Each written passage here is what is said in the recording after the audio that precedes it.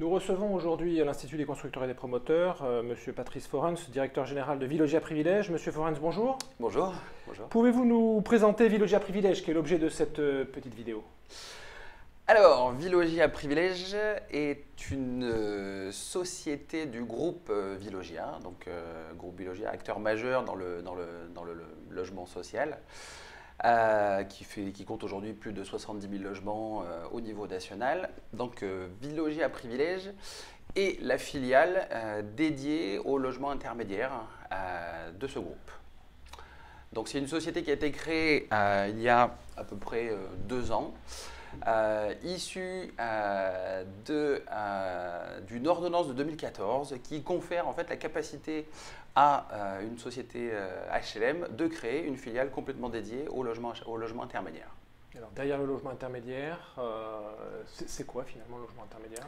Alors, le logement intermédiaire, c'est vrai que ce n'est pas forcément connu du grand public, mais c'est un logement qui, comme son nom l'indique, en fait, est positionné entre le logement social et le logement privé. Donc c'est en termes de loyer du logement qui va être en gros 20% au-dessus du logement social et en gros 20% en dessous du logement privé.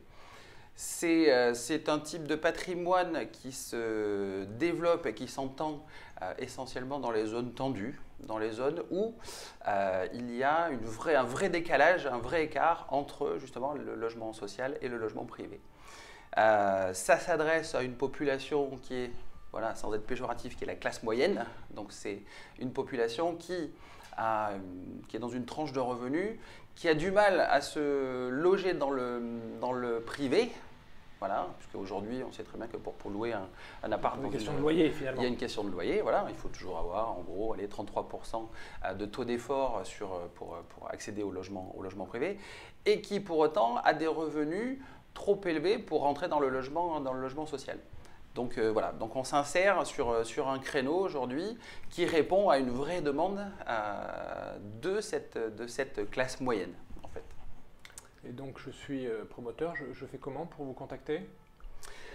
Vous êtes promoteur, donc le choix s'offre à vous dans certaines zones de faire du logement, de l'accession libre ou du logement social, puisque aujourd'hui la réglementation impose quand même dans le cadre de construction neuve, dans le cadre de VEFA, d'avoir 25% de logements sociaux sur chaque programme, et s'offre aujourd'hui aux promoteurs la capacité de pouvoir aussi intégrer du logement intermédiaire.